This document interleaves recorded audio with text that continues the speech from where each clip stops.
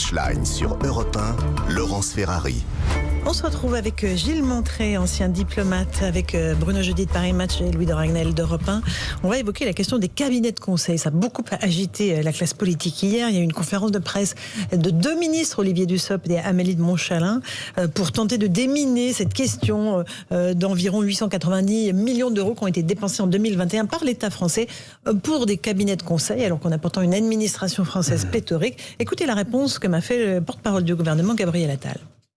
C'est transparent puisqu'on a toujours communiqué toutes les informations qui étaient demandées au gouvernement.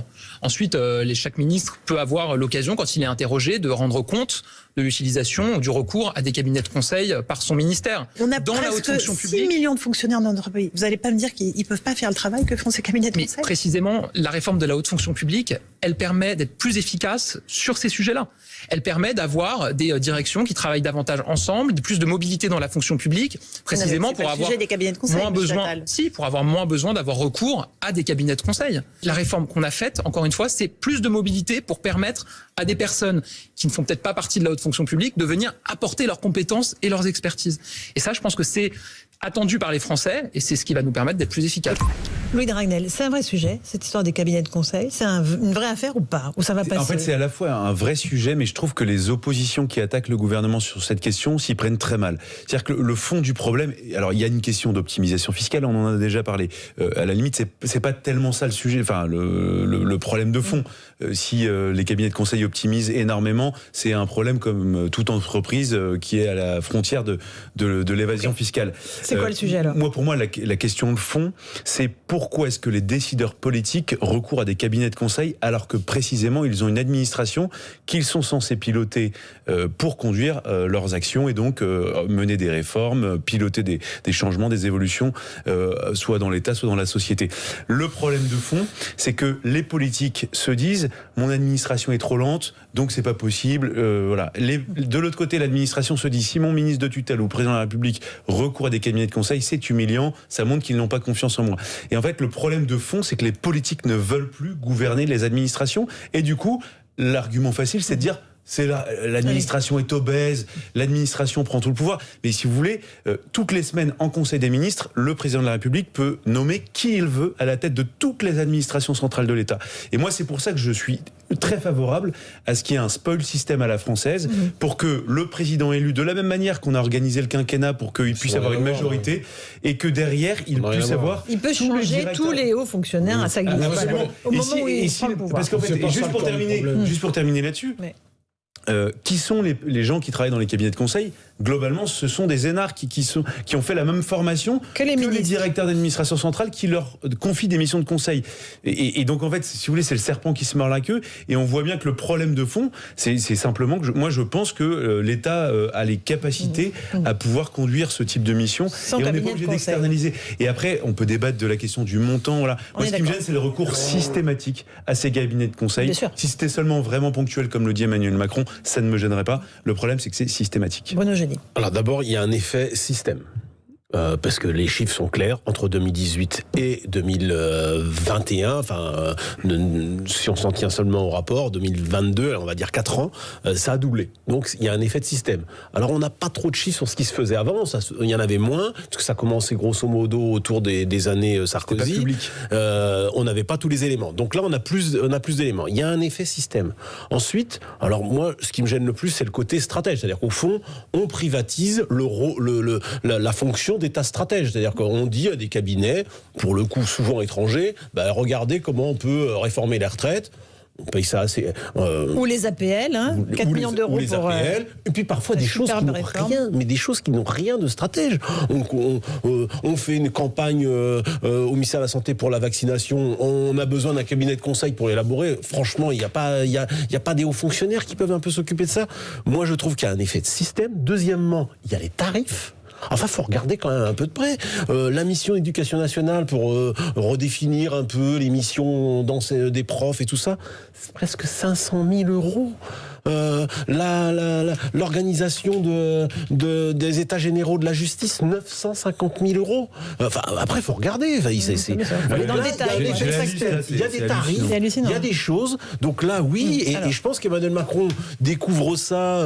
Non, il découvre pas. Et puis après, à l'intérieur, peut-être. Enfin, mais et puis après, à l'intérieur, il faut aussi se poser la question. Je pense que des ministères qui n'étaient pas armés pour se défendre vis-à-vis de Bercy ont recours à ces cabinets de conseil pour se donner des arguments pour pouvoir défendre ce que veut faire le ministre. Donc du coup, c'est de la suradministration, sauf que c'est délégué au privé dans un pays où on ne manque pas de dépenses en matière de dépenses publiques. On a, vous le disiez dans votre question, Laurence, entre 5 et 6 millions de fonctionnaires, tout compris. Alors bon, donc oui, non, alors après, surtout que ce sont les mêmes profils après. Gilles Maintré, c'est pas de nature à redonner confiance aux Français dans leur administration.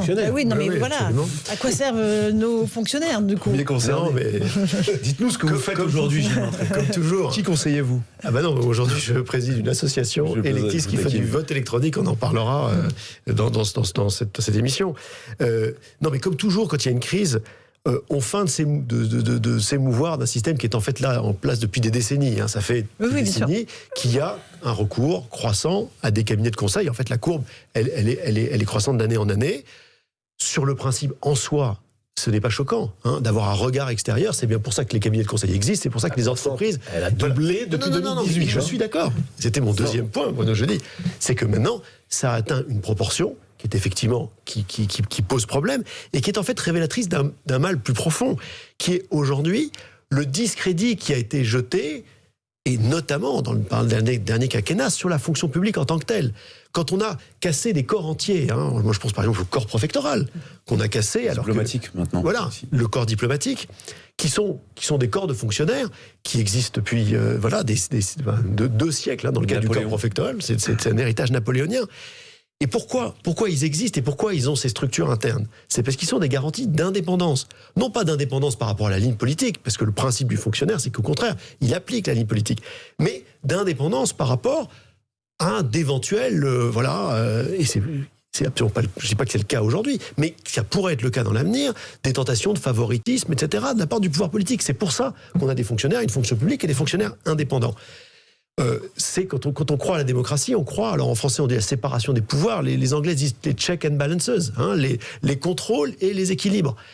L'administration indépendante, ces corps de fonctionnaires, ils font partie de ces check and balances.